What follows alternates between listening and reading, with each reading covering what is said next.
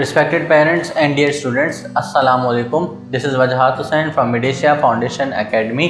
I hope you all are fine and safe at your homes and follow all the instructions regarding coronavirus, in which you have to wear mask when you go outside from the home, wash your hand properly and maintain the social distance.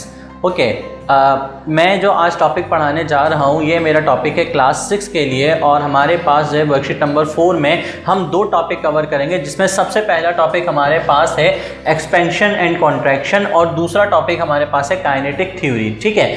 अच्छा, सबसे पहले अगर मैं बात करूँ contraction और expansion की, तो मैं इसकी डेफिनेशन आपको समझा देता हूँ कि कॉन्ट्रैक्शन और एक्सपेंशन का मतलब होता है क्या है। देखिए बच्चों, कॉन्ट्रैक्शन का जो वर्ड है ना, ये वर्ड हमारे पास निकला है कॉन्ट्रैक्ट से, और कॉन्ट्रैक्ट का मतलब होता है सुकड़ना।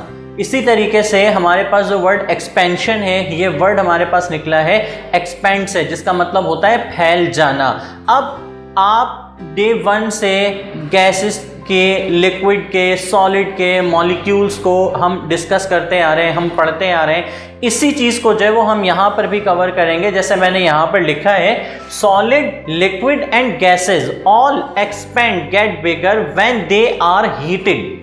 आप सॉलिड है, लिक्विड है या गैस है, आप जब भी इन्हें हीट प्रोवाइड करते हो, हीट प्रोवाइड करने पर होता क्या है कि इनका जो साइज होता है वो बढ़ जाता है। फॉर एग्जाम्पल अब ये साइज इनका बढ़ता क्यों है? पहला सवाल ये कि साइज बढ़ता क्यों है। देखें, एक नॉर्मल हमारे पास जो मॉलिक्यूल्स हैं वो सपोज करें वो इस तरीके से उनका जो है वो डिस्टेंस मौजूद है, इतना डिस्टेंस उनके दरमियान है।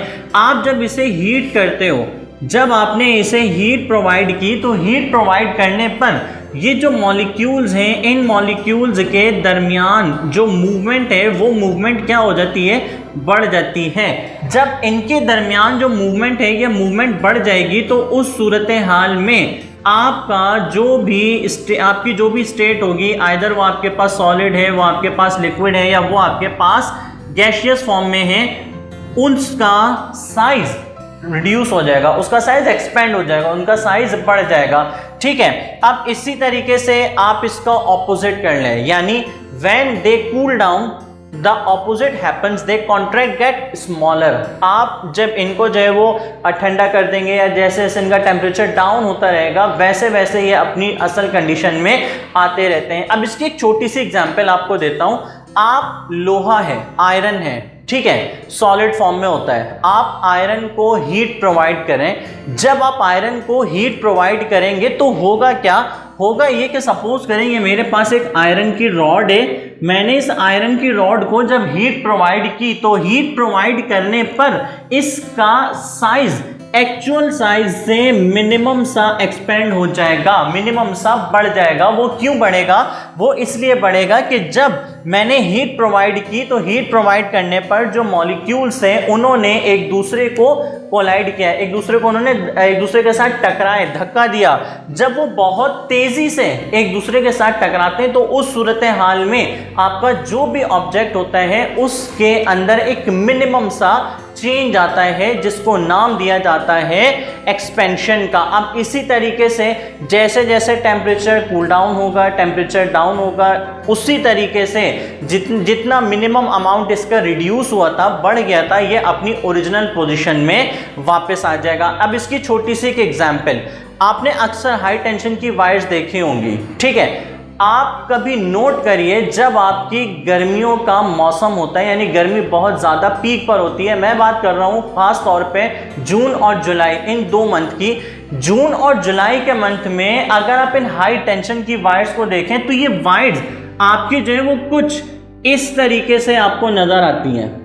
ये वायर आपको इस तरीके से नज़र आएंगी।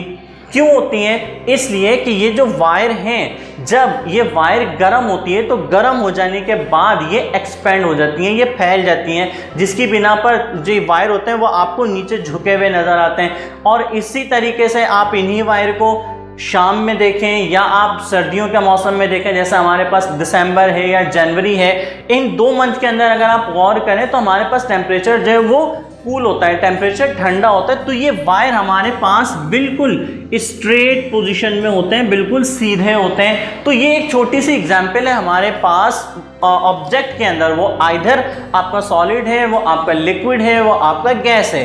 इन तीनों के अंदर हमारे पास एक्सपेंशन और हमारे पास कॉन्ट्रैक्शन, ये दोनों चीजें पाई जाती हैं। अब इसी तरीके से अगर मैं बात करूं काइनेटिक थ्योरी की, देखें ये जो काइनेटिक थ्योरी है, सबसे पहली चीज काइनेटिक वर्ड जो है ये अराइज है ग्रीक वर्ड से। आप हमारी जो साइंस है, इस साइंस के अंदर ज्यादातर दो लैंग्वेज के वर्ड जब वो इस्तेमाल होते हैं, जिनमें सबसे पहली लैंग्वेज हमारे पास ग्रीक है और सेकंड लैंग्वेज जो होती है उसे नाम दिया जाता है लैटिन का। ठीक है, इसे नाम दिया जाता है लैटिन का। यानी ये जो ग्रीक लैंग्वेज है ये हमारे पास होती है यूनानी ज़बान, और जो हमारे पास लैटिन है इसे नाम दिया जाता है लातीनी ज़बान। तो ये दो ज़बानें जो है वो हमारे पास ज़्यादातर इस्तेमाल होती हैं साइंस के अंदर, एक ग्रीक होती है, एक हमारे पास लैटिन होती है। ठीक है, अब काइनेटिक जो वर्ड है ये वर्ड है ग्रीक लैंग्वेज का, और इसका मतलब होता है मूवमेंट। किस चीज़ की?